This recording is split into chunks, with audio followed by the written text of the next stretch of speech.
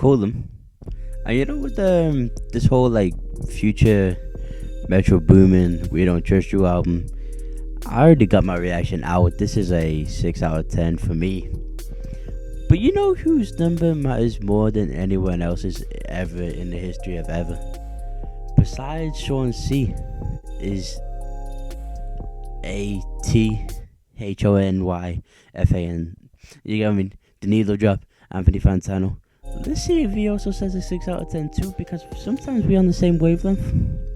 I don't know though. Let's see how that happens.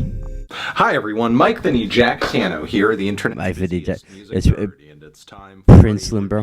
Of this new Princeland. Future and Metro Boomin project, We Don't Trust You. Here we have don't. a new collab. And two men who you could say have done a lot to shape the sound these days. Changed the whole music industry with what they've done. That's why a lot of genre, like pop music. That's why pop music sound like it does sometimes when they try and be cool. Not like on some Miley Cyrus Flowers type stuff. Generation, especially some of these rage dudes, would not be here without Future. That's the truth. Has been behind the beat on some of the biggest game changers over the past 10 years. Numerous top-tier Future singles, including Mask Off, I Love McConan's Tuesday, Travis Scott's 3500. I never heard Future's verse on I Love McConan Tuesday, bro. I only heard Drake with the beefing with, so with the beefing by then, you had the better verse, which turned out to be Drake, so that's why you had to get the weekend on. You couldn't do it no weekday. Worried that the familiarity, creatively speaking, between these two guys would result in an album with no ambition. As Future does have a tendency to go on autopilot sometimes, and as the amount of work... Bro, you could tell by the fact that this parental advisory was in red, they had some creativity and ambition going behind the album. The album cover is kind of crazy. And I can tell Metro really looked at this record on a macro level and cared quite a bit about the flow, the way these tracks progressed. Metro Boomin and Future real artists, man. That's because they came before and shaped everything that these other artists that aren't too genuine. You know what I mean?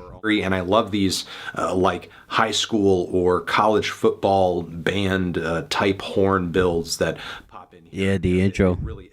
Oh no, you're Metro. The flow is so ill. That type of flow from Future, crazy.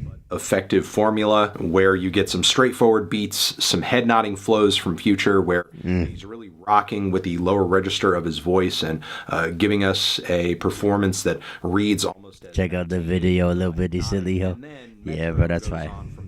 You have moments like this where Metro is the one really stealing the show. Others where it's Future, such as on Ain't No Love, where his refrain. That's a duo album there, bro. That's why it had to be Metro Boomin and Future, bro. It wasn't just Future's album. That's why Metro Boomin had to take over from when Future's wasn't, and Future had to take over when Metro Boomin wasn't. The beat was always gonna be there too. It's always Future at the same time.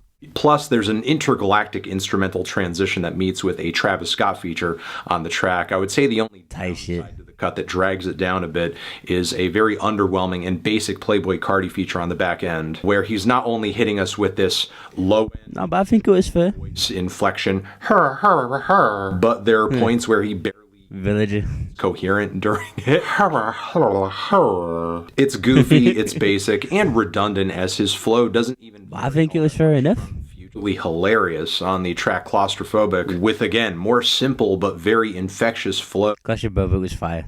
Brains with him going on about feeling claustrophobic, and as a result he has to buy another mansion. And as the track digs deeper, he's just embracing larger levels of ridiculous excess. Then like that is of course the infamous song featuring that Kendrick Lamar verse that has everybody talking about this record, where he's throwing shots at Drake and J. Cole. He's referencing the track they recently dropped, First Person Shooter, where Cole's kind of celebrating being a part of like the big three of hip-hop. Kendrick saying on this track, fuck the big three, it's just Big Me. Big Me. Yeah, when it comes to who the best rapper of all time is, really, like all time, Kendrick is that.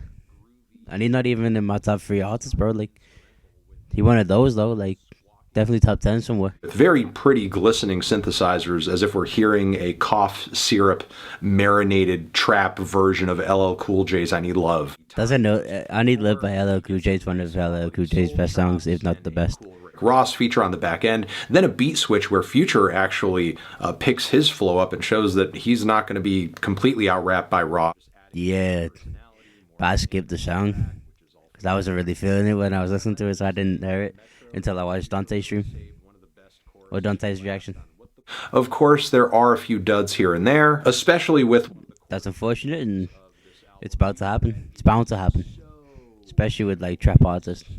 And I really do think a handful of songs where Future is bringing like that monster level of energy would have. Codeine Crazy, Throwaway. I'm talking about moments like the first leg of Ice Attack, which just kind of feels like a waste of time given how forgettable it is and how hard the beat switch is right after. Yeah, they could get rid of Ice Attack. Magic Don Juan. The song Slimed In as well, I think, could have used some oomph because there are several other tracks on this record that are riding at about a similar energy level, but they're catchier and just feature better instrumentals. Then Runnin' Out of Time to my ears is maybe the most meh and forgettable song on the record. I didn't even know that was a song on the album, bro. It's that forgettable. Not to mention the beat on this track is really lacking. Like, where the hell is the low end? Nearly every song up until this point has like some great bass, some punchy kicks, like a nice frequency range going on. Yeah. The instrumental palette and the. You gotta take some highs out when you're producing for Future. You got like Beef on the Zooties type songs. Codeine Crazy, of course.